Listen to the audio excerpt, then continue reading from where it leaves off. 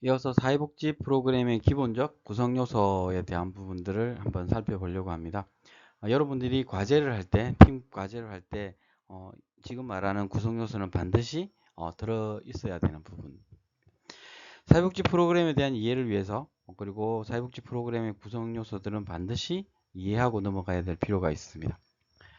정무성 교수님 같은 경우는 명확하고 구체적인 서비스의 목표, 서비스 기술, 정보관리체계, 인력관리체계, 예산관리체계, 평가체계로 프로그램의 기획적인 측면에서 구성요소에 대한 접근들을 하고 있었고, 반면에 황승철 교수님 같은 경우에는 그 사회복지 프로그램 기본 요소를 목적, 자원과 기술, 계획 등 활동으로 보고 있습니다.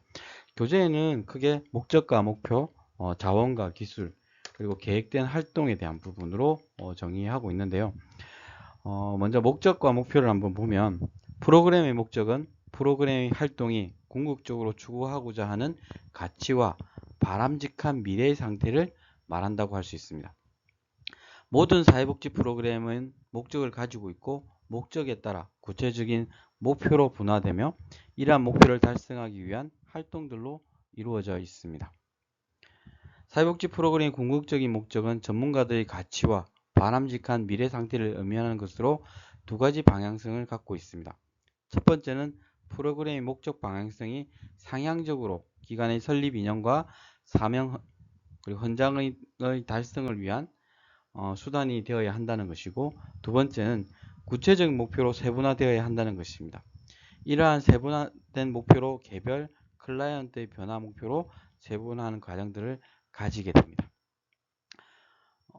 많이 막연하시죠? 목적과 목표. 쉽게 말하면 목적은 방향입니다. 그러니까 여러분이 만나는 클라이언트를 변화시키고자 하는 지점, 그러니까 긍정적인 변화를 이야기하는 방향이 목적이다. 목표를 같은 경우는 이 방향으로 가는 하나의 아니면 두 개, 세 개 정도의 길이다라고 보시면 될 것 같아요. 방법이다, 길이다 이렇게 보면 되는데, 예를 들면 여러분들이 서울을 가야 된다라는 목적이 있을 때 어떻게 할까요? 여러분들은 뭐 조선시대 같은 경우는 말을 타고 가거나 걸어서 가거나 뭐 이렇게 할 수 있는데, 지금은 비행기를 타고 갈 수도 있고 KTX 타고 갈 수도 있고 버스를 타고 갈 수도 있고, 최근에 이제 TV에 가장 많이 나오는 것 중에 하나가 시내버스로 서울에서 부산까지 오는 방법. 예전에는 한 명이 도전을 했다면 최근에는 시내버스가 더 잘 돼 있어서 오는 방법 이런 것들이 구체화해서 유튜브에 찍어서 올리고 있는 이런 부분들이 있습니다. 요거는 계속 이야기하는 과정에서 목적 목표를 강조한 부분이 있습니다. 그리고 두 번째 같은 경우에는 자원과 기술입니다. 자원과 기술을 한번 보면 사회복지 프로그램의 수행을 위해 반드시 자원과 연결되어야 합니다. 이러한 자원에는 인적 자원과 물적 자원이 존재하게 되고, 인적 자원은 사회복지기관의 관리자, 사회복지사, 전문가, 자원봉사자 등이 해당이 되며 프로그램의 수행 인력이라고 할 수 있습니다. 물적 자원은 재원으로 프로그램이 진행하기 위해서 반드시 필요한 것들을 말합니다. 물적 자원인 재정 자원 같은 경우에는 일반 조세에 의해서 오는, 그리고 목적세, 근로자와 고용주에 대한 세금, 서비스의 수혜자에 의한 요금, 제3자 지불 방식과 서비스 구매, 그리고 민간 재정의 지원 등이 해당돼요. 이것을 좀 줄이면 보조금, 그러니까 정부로부터 나오는, 정부 지자체에서 나오는 보조금, 아까 했던 기업이나 뭐 개인한테서 나오는 구원금이 거의 다죠. 그리고 법인, 운영법인에서 오는 자부담 성격의 전입금. 그러니까 사회복지 시설은 수입을 보면 이 세 가지밖에 없어요.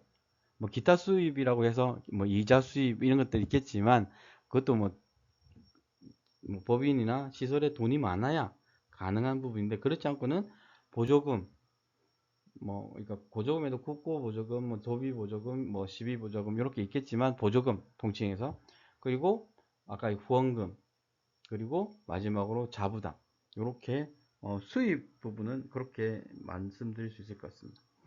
사회복지 실천 기술은 실존 이론과 기법을 포괄하는 개념이라고 할 수 있고요. 클라이언트나 변화 대상의 삶의 질에 대한 변화를 위한 실천 이론, 모델, 방법, 기법 등을 포함하며 이러한 것을 적절히 아우르는 사회복지의 예술적 측면을 포함하게 된다.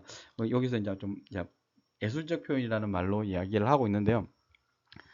그러니까 물적 자원과 인적 자원에 있어서 이것을 가지고 그리고 인적 자원을 어떻게 활용해서 그 안에서 그러니까 가지고 있는 다양한 기법, 기술 이런 것들을 활용해서 클라이언트를 변화시킬 건가에 대한 이야기들, 이것을 예술적 측면이라는 표현으로 하고 있는데요.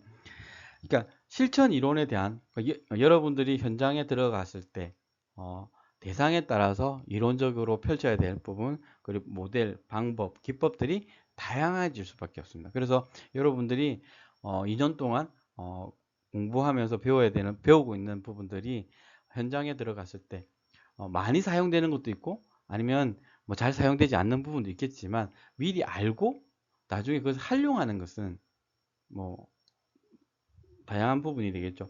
그리고 사회복지사라고 한다면 상담은 기본적으로 한다라고 보시면 될 것 같습니다. 왜? 부모 상담도 하게 되고, 그러니까 제 예를 들면 저는 아직 결혼이라는 부분을 안 했기 때문에 부모 상담을 할 줄은 몰랐습니다. 근데 장애인 단체, 장애인 부모회에서 일할 때 부모 상담을 엄청나게 많이 했었습니다.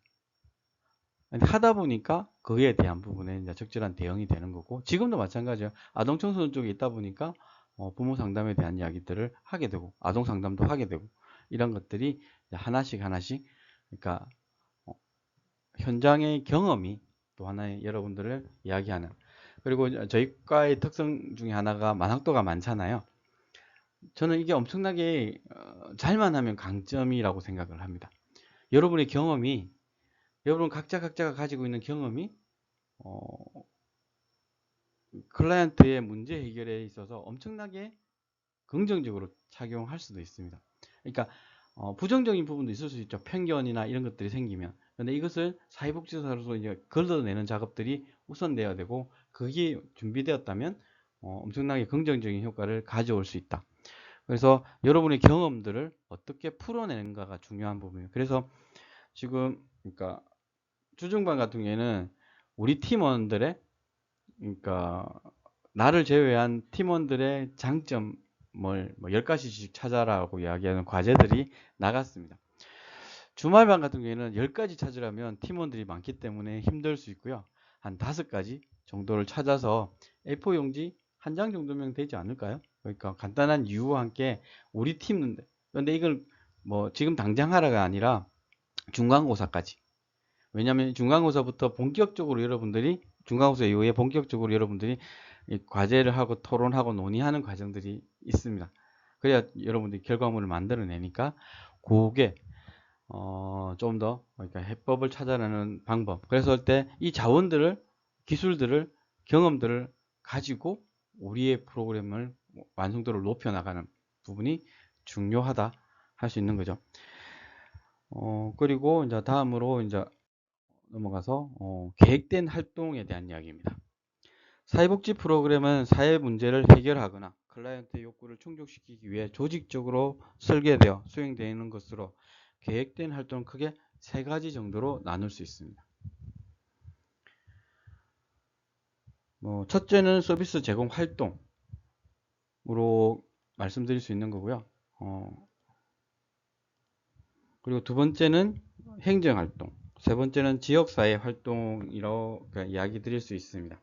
서비스 제공 활동은 프로그램의 활동의 주축으로 이루어지는 각종 상담, 치료, 교육, 재활, 보호, 정보 제공 및 의뢰 등의 서비스가 여기에 해당된다 할 수 있는 거죠. 그러니까 실질적인 활동들이다. 그러니까 클라이언트를 만나는 대면 활동이 여기에 속한다라고 할 수 있습니다.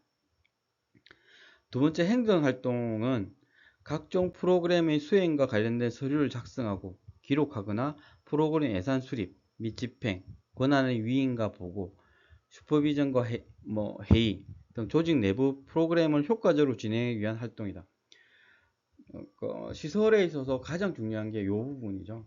그러니까, 그러니까 사회복지시설 기관은 문서로 이야기한다라고 해도 뭐 과하지 않다라고 하는 부분이고요. 사회복지 행정론 수업 시간에 아마 이거 부분은 이야기 드렸을 거예요. 문서가 가지는 책임감, 역할 이런 것들을 이야기하면서 문서로 시작해서 문서로 끝난다. 평가도 마찬가지죠. 실질적으로 와서 이 클라이언트 아이들의 모습을 보고 가면 제일 좋은데 그게 아니라 와서 종이만 보고 가죠. 그래서 이 기간에 잘한다 못한다 하고 가니까 답답한 부분이죠. 그래서 지난해가 일본에 갔을 때 이제 그쪽 시설장이 하는 말이었습니다. 지역 주민의 반응이 좋으면 됐지 평가가 왜 중요하냐라는 이야기 100% 공감하고 왔는데요. 하지만 지금 현장의 모습은 문서로서 평가가 이루어지고 있다. 그만큼 문서가 가지는 힘이 크다. 그리고 특히 지자체 공무원들과 이야기할 때는 문서가 아니면 답이 되지 않습니다. 예산을 보고할 때도 그 보조금을 신청해서 예산을 타낼 때도 그리고 아이들의 변동이 있을 때도 프로그램의 내용에 있어서 이것을 성과에 대한 부분을 가질 때도 다 그리고 결산서를 낼 때도 문서가 가지는 힘이 그만큼 크다라고 말씀드릴 수 있을 것 같아요. 세 번째로 지역사회 활동이라고 할 수 있는데요.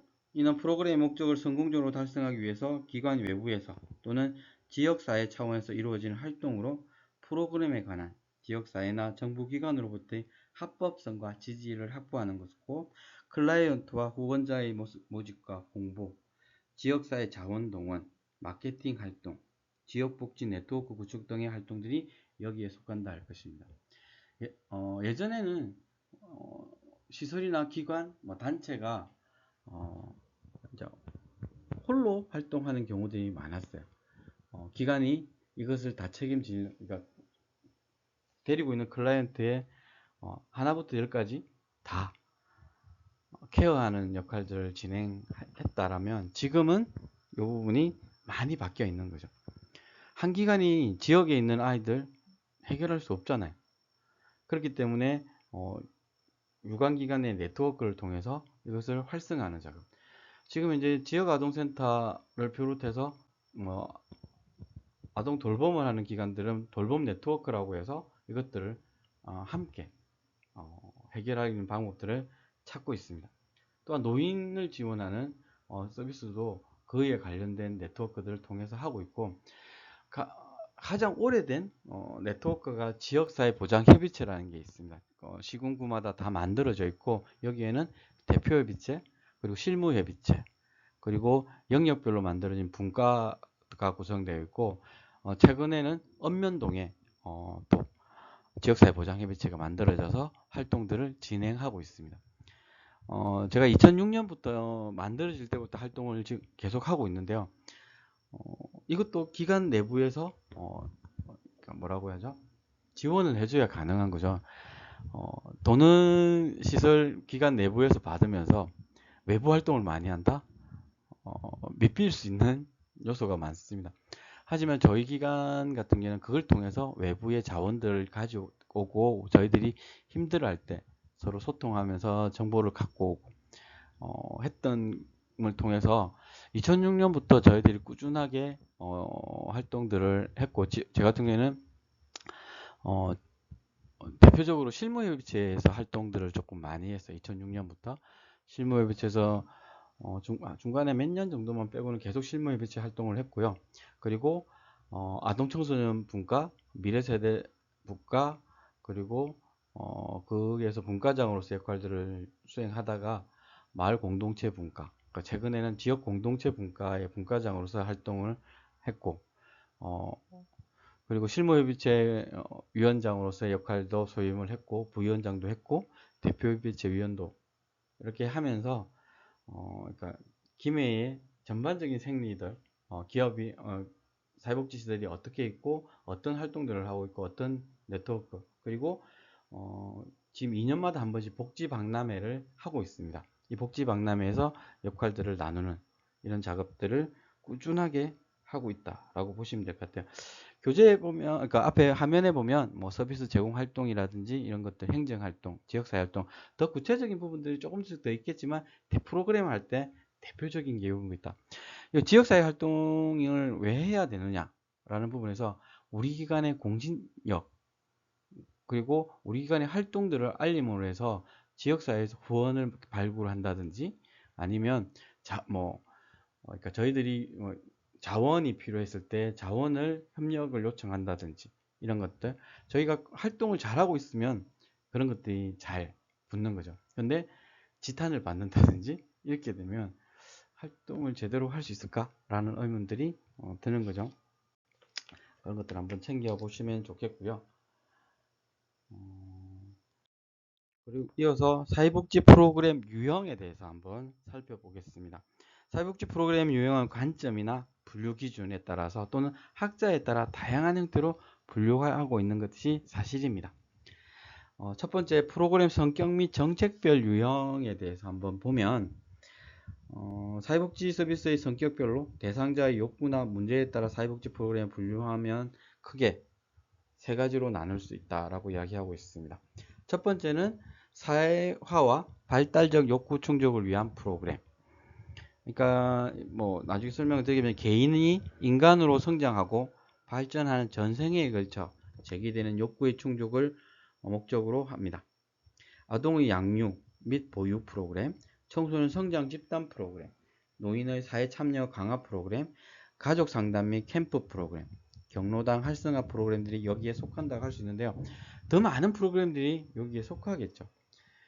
발달적 욕구라는 게 어떤 게 있을까요? 여러분은 지금 이제 가지는 욕구가 어떤 게 있으세요? 작년에 시험 쳤을 때는 부분에서 뭐 생리적 욕구 이런 것들 쭉 이야기 하셨잖아요. 과제를 하면서. 그래서 개인이 성장하면서 가장 어린 나이에 요구되는 게 돌봄의 욕구가 있겠죠. 뭐 돌봄이 이렇게 아동 영유아에만 있는 게 아니죠. 노인에 대한 돌봄도 있는 거죠. 전생에 의해서 돌봄을 이야기하고 있습니다. 예전에는 지금 들어서 좀 많이 부각되고 있는 것 중에 하나가 40, 50대에 대한 돌봄들이 많이 이야기되고 있어요. 왜 그럴까요? 예전에는 40, 50대에 대한 복지 이런 이야기들이 없어요. 근데 IMF를 겪으면서 그리고 국제적인 경제 위기 이런 것들을 맞이한 금융권 뭐 이런 위기들을 하면서 실직 이렇게 하면서 그러니까 실업 이렇게 부분에 위험의 노출이 가장 심해진 세대가 40대, 50대라는 부분. 그러니까 중년 복지라고 이야기도 하고 이런 것들이 지금 이제 가장 이슈화되고 있다라고 보시면 될 것 같고요. 제가 이제 뭐 활동을 하면서 지푸라 협동조합을 하는데 여기에는 보호 종료 아동들의 자립을 지원한다고 한다면 이게 언론상에 한때 뭐 많이 부각되었던 최근에는 조금 주춤하고 있는 그리고 그렇게 되다 보니까 그러니까 지원되다가 그냥 예산 지원의 프로젝트로 많이 바뀌고 있는 부분입니다. 최근의 화두는 은둔형 외톨이에 대한 지원에 청년들 같은 경우는 방점이 좀 찍혀 있다. 근데 은둔형 외톨이를 찾아내는 것들 그리고 그 모아내는 것들이 쉽지 않다는 부분에 있어서 조금 딜레마에 빠졌죠. 김해도 좀 발빠르게 움직여서 조례는 만들어져 있는 상태입니다. 한데 실태라든지 뭐 얼마나 많은 숫자가 있는지 이런 현황 조사들은 아직까지 이루어지지 않고 있어서 조금 많은 문제점들을 가지고 있습니다. 두 번째는 문제를 갖는 개인 또는 가족의 치료, 보호, 지원과 관련된 서비스로 만들어진 프로그램이 있는데요. 문제 중심의 프로그램으로 특히 개인과 가족이 당면한 사회적 관계와 적응상의 문제 해결을 목적으로 하고 있습니다.